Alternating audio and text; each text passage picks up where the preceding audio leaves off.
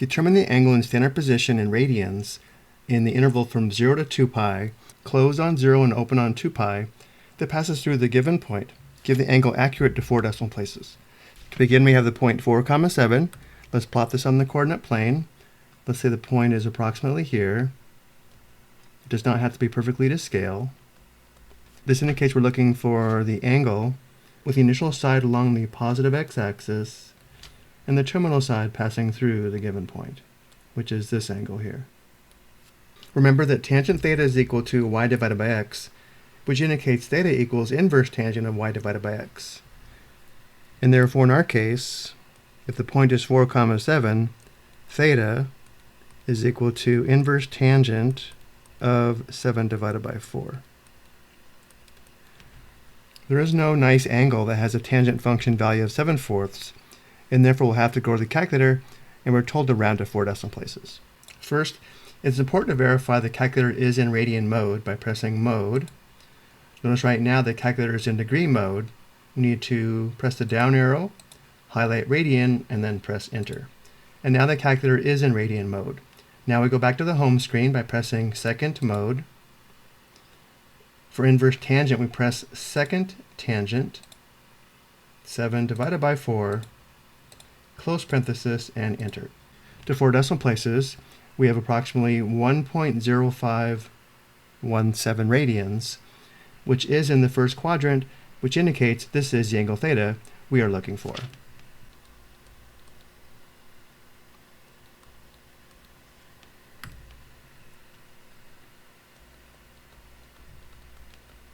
Now remember, the output or range of the inverse tangent function is the open interval from negative pi divided by 2 to pi divided by 2, which means in our case, if the angle is not in the first quadrant, the calculator is not going to give us the angle we are looking for. However, we can use the information from the calculator to then determine the angle theta that we are looking for.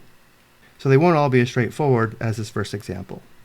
For number 2, we have the point negative 2, 3, which we'll say is approximately here, which indicates we're looking for this angle.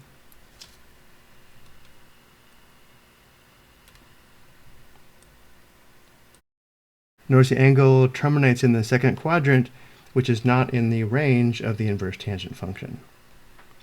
But we do know that the angle theta is equal to inverse tangent of 3 divided by negative 2. And now we go back to the calculator.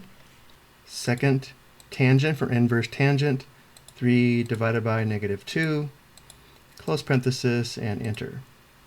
Notice the calculator gives us approximately negative 0.9828 radians, which is in the fourth quadrant, not the second quadrant. However, this angle and the angle we want have the same reference angle, which would be 0.9828. So there's actually two ways we can determine the desired angle theta. One way is to recognize the reference angle of this angle is 0.9828 radians, and then sketch that in the second quadrant. Let's begin by doing this. The reference angle here is 0.9828 radians.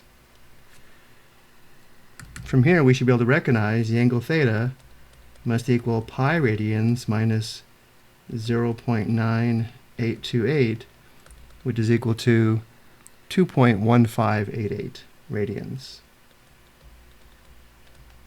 which is the angle theta we are looking for. Another way we could have found theta is to sketch the angle given by the calculator, which was negative 0.9828, but we'd have to recognize the terminal side would point in the opposite direction of the terminal side of our angle theta, which would be here. This angle would be negative 0.9828, which indicates we could also determine the angle theta by taking this negative angle and adding pi radians, which would give us the same result. But because these are messy angles, I don't think it's really obvious that the angle theta and the angle negative 0.9828 radians would have terminal sides that point in the opposite direction. And therefore, I think using the reference angle would be the recommended approach. For number 3, we have the point 6, negative 7, which is in the fourth quadrant. let's say approximately here. And again, because we're looking for an angle from 0 to 2 pi, we're looking for this angle here.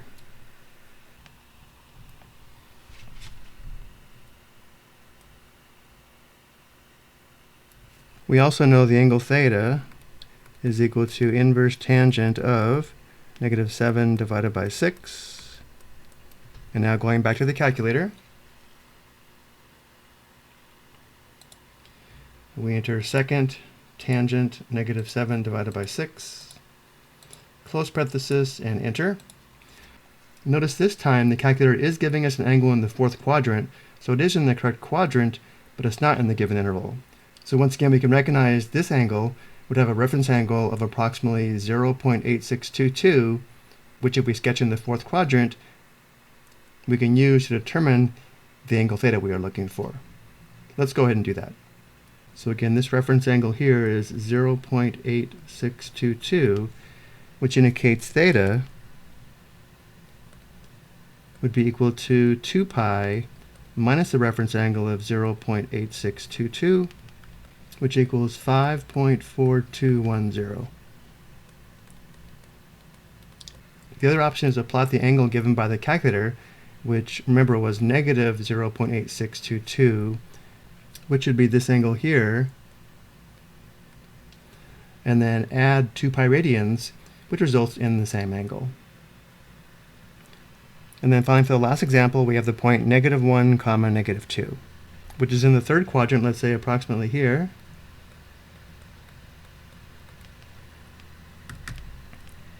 And therefore, we're looking for this angle here, which indicates we're looking for this angle.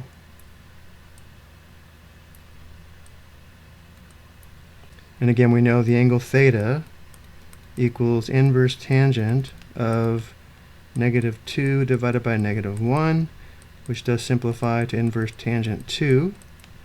And now we go back to the calculator.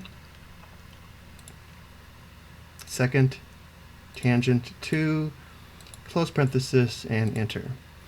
The angle of approximately 1.1071 is actually in the first quadrant.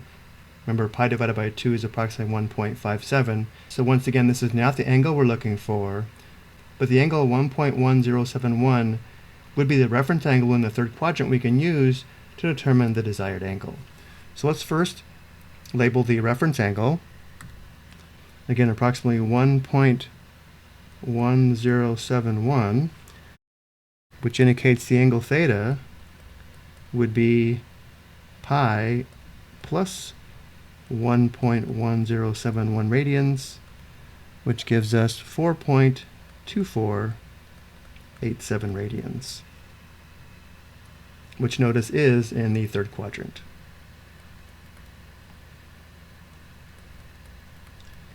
Or again, the other option would be to sketch the angle 1.1071 given by the calculator, which would be in the first quadrant.